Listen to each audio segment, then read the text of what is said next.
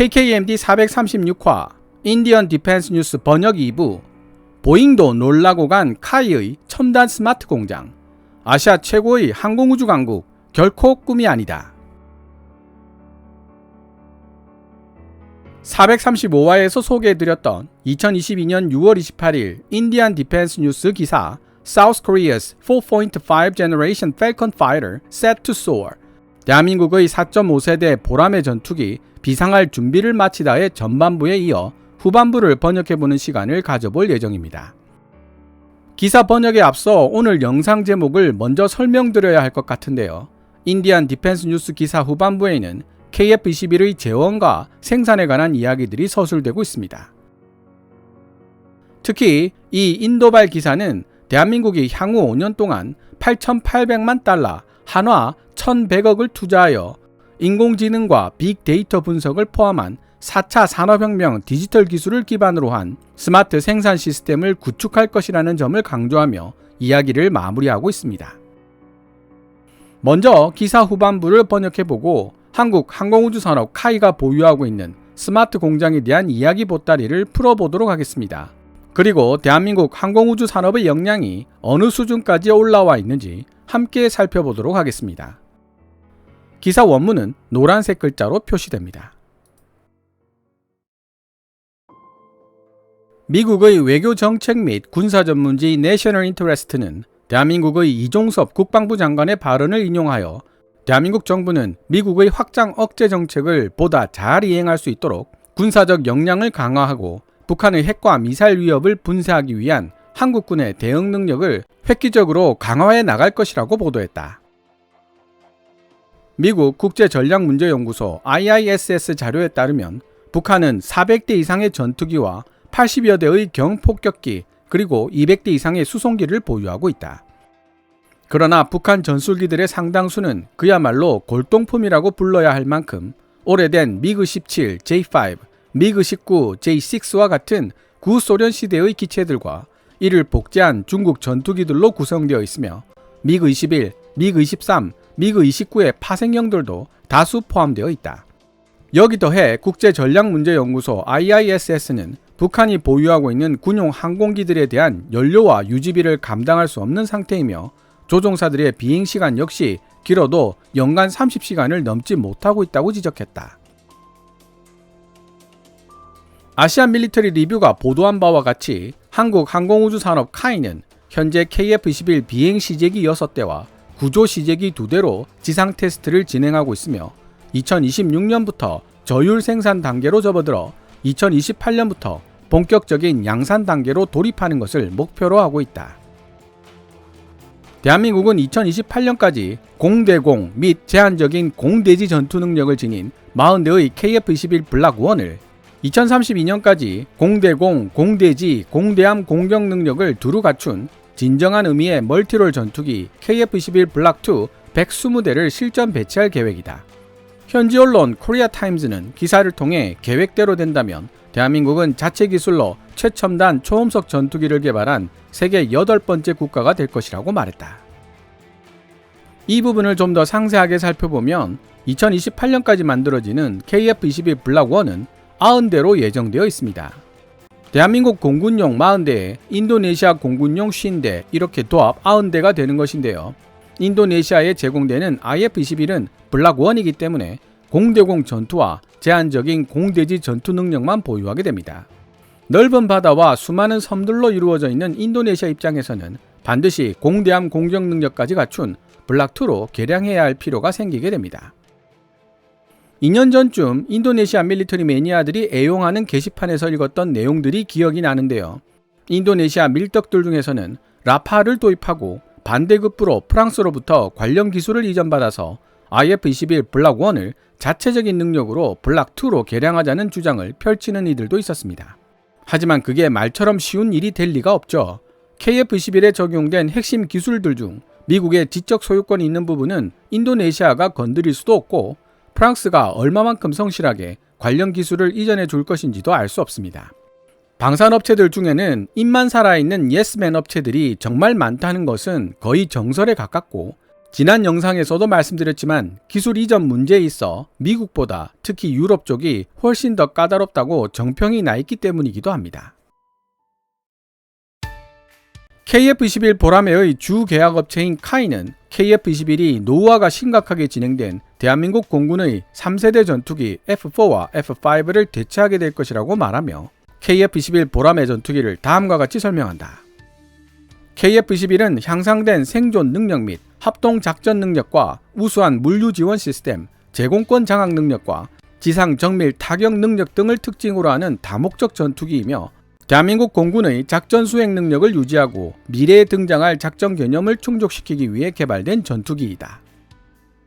코리아타임즈 보도에 따르면 KF-21 제작에 필요한 30만 개의 부품들 중 65%가 대한민국 국내에서 만들어지고 있으며 719개의 한국 기업들이 KF-21 프로젝트에 참여하고 있다.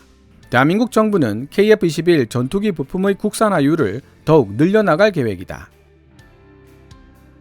기사 원문에는 KF-21에 들어가는 부품을 3만 개라고 표시하고 있지만 3세대 전투기를 제작하는데도 20만 개 정도의 부품들이 필요하다는 것이 정설입니다. 하물며 엄청난 숫자의 반도체를 필요로 하는 최첨단 항전 장비가 장착되는 4.5세대 전투기 KF-21에 들어가는 부품 숫자가 3만 개일 리가 없죠.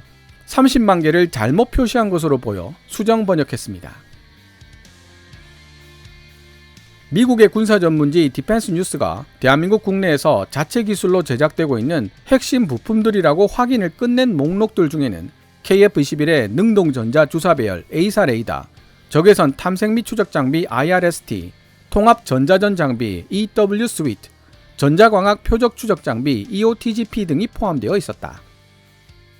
한국항공우주산업 카이는 KF-21의 최대 추력이 19,950kg에 달하고 2,850km의 항속거리를 지니고 있으며 최고속도 마하 1.8, 무장 탑재량 7.7톤, 최대 이륙 중량은 25,580kg이라고 밝혔다.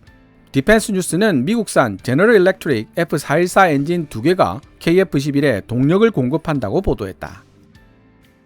KF-21은 서구권 무기 및 한국산 무기와 호환되도록 설계되었다. 에비에이션 라인의 보도 내용에 따르면 KF-21은 동체와 주익 사이에 분산되어 설치된 10곳의 하드포인트를 통해 총 7.7톤 무게의 미사일과 폭탄, 그리고 외부 연료 탱크를 장착할 수 있다.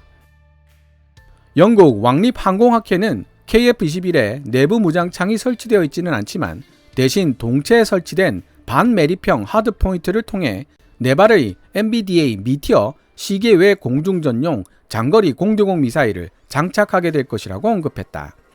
KF-21은 또한 근접 공중전을 대비하여 딜 디펜스가 개발한 아이리스-T 적외선 유도 미사일도 탑재할 예정이다. KF-21은 분당 6,000발의 발사속도를 지닌 제너럴 다이나믹스 M61A2 20mm 기관포를 480발의 탄환과 함께 내장하고 있다. 미국의 군사 전문지 1945는 KF-21 보라매가 운용하게 될 공대지 무장에는 GBU-12 페이브웨이 3와 GBU-54 레이저 유도 폭탄, 위성 항법 장치 GPS로 유도되는 JDAM과 각종 소구경 폭탄, 그리고 전차나 장갑차 파괴에 특화된 CBU-105 바람 수정 확산탄 등이 포함될 것이라는 사실도 명시하고 있다.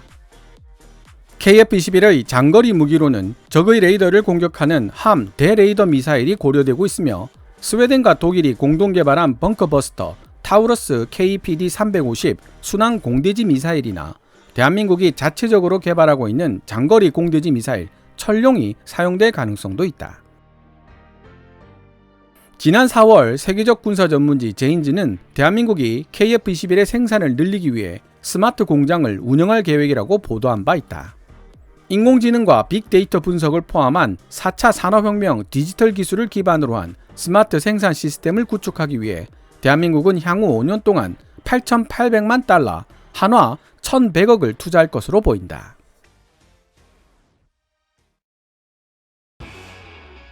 지금까지 2022년 6월 28일 인디안 디펜스 뉴스에 게재되었던 기사의 후반부 내용을 번역해 보았습니다.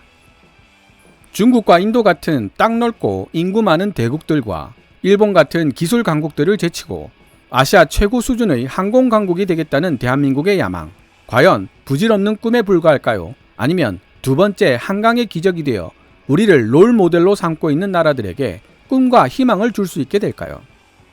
4년 전 KKMD를 시작한 이후 당시에는 KFX였던 한국형 차세대 전투기 개발 프로그램에 대해 보도한 외신들을 정말 많이 접해왔습니다. 시제기가 등장하기 전만 해도 대한민국 정부와 한국 항공우주 산업이 제시한 개발 일정에 대해 사실상 실현 불가능한 빡빡한 일정이라고 지적하는 내용들이 많았습니다. 서구 항공 선진국들의 입장에서 보자면 정말 부족해 보이는 8조라는 비용으로 4.5세대 전투기를 개발하겠다고 선언한 부분도 실현 가능성이 극히 떨어진다는 평가를 받았고요. 직접적으로 말은 안 해도 저러다 흐지부지 끝나고 말겠지 라는 느낌이 강하게 드는 기사들을 많이 봤고 일부는 제가 번역하기도 했습니다. 국내 일부 군사 전문가와 언론에서는 이런 외신을 인용하며 KF-21 개발을 반대하는 논거로 삼기도 했습니다. 그런데 시제기가 등장하고 이제 엔진 테스트마저 성공리에 마치고 나니 한국 얘네들 진짜로 사고 하나 치나 보다 라는 생각이 들었을 만도 합니다. 시제기 출고식 이후 중앙일보 기자 3명이 사천 공장을 방문했다가 모종의 이유로 시제기가 출고식 이후 형편없는 수준으로 분해되었으며 KF-21 시제기는 날지도 못하는 실물 모형이라는 뉘앙스의 기사를 실어 국내에서 큰 논란을 불러일으켰고 전 세계 언론들 역시 이를 대서특필했던 사건을 기억하실 것입니다. 대한민국의 항공우주 산업이 급성장하고 있는 모습을 긴장하며 지켜보고 있던 일본 언론들에게 좋은 먹잇감이 되었던 기사이기도 했죠. 하지만 중국 언론들 중 일부는 한국 항공우주 산업이 출고식에 선보인 시제기를 해체했다는 사실보다 한 달 만에 다시 원래대로 조립할 수 있었다는 사실이 더 놀랍다는 반응을 보였습니다. 이는 거의 2달 만에 시제기를 일정 수준으로 해체했다가 다시 조립했다는 뜻이 되기 때문인데요. 전투기 생산 및 정비 분야에서 그 정도 기술력을 가진 나라는 정말 손에 꼽을 정도라는 것이었습니다. 전투기는 30만 개가 넘는 초정밀 부품과 민감한 전자제품들로 구성되는 가장 높은 난이도의 생산 라인과 숙련된 인원들을 요구하는 물건입니다. 중앙일보 기자들의 주장대로 KF-21 CJ1호기가 높은 수준으로 분해가 되었다면 한 달 만에 멀쩡하게 복구가 되기가 어려운 일이고 만에 하나 높은 수준으로 분해가 되었다고 하더라도 2달 안에 전투기를 해체했다가 다시 멀쩡하게 조립해 놓을 수 있었다는 사실에서 카이 엔지니어들의 숙련도와 생산 라인의 수준이 얼마나 뛰어난 것인지를 알 수 있다는 뜻이죠. 이런 놀라운 일을 가능하게 만들어준 요소 중에 하나가 바로 인디언 디펜스 뉴스가 소개한 인공지능과 빅데이터가 통합된 스마트 공장의 존재입니다. 실제 사천에 있는 한국 항공우주 산업 카이 고정익동에 가보면 스스로 생산 라인을 따라 움직이는 로봇 위에 얹혀져 조립되고 있는 TA-50과 KF-21 시제기들을 볼 수 있습니다. 사람의 손으로 할라치면 힘들고 어려운 결합 작업들도 로봇들이 대신해주고 있어서 효율성도 높아지고 정확도 또한 올라간다는 설명이었습니다. 한국 항공우주 산업이 보유하고 있는 스마트 공장의 또 다른 위력을 보여주는 존재가 바로 산청 공장에서 만들어지고 있는 에어버스 A320의 주익입니다. 이 공장은 완전 자동화되어 단 몇 명의 관리 인원으로 전체 공장이 최적의 효율로 작업을 하고 있는데요. 카이도 스마트 공장을 궤도에 올려놓기 위해 많은 시행착오를 겪었다고 합니다.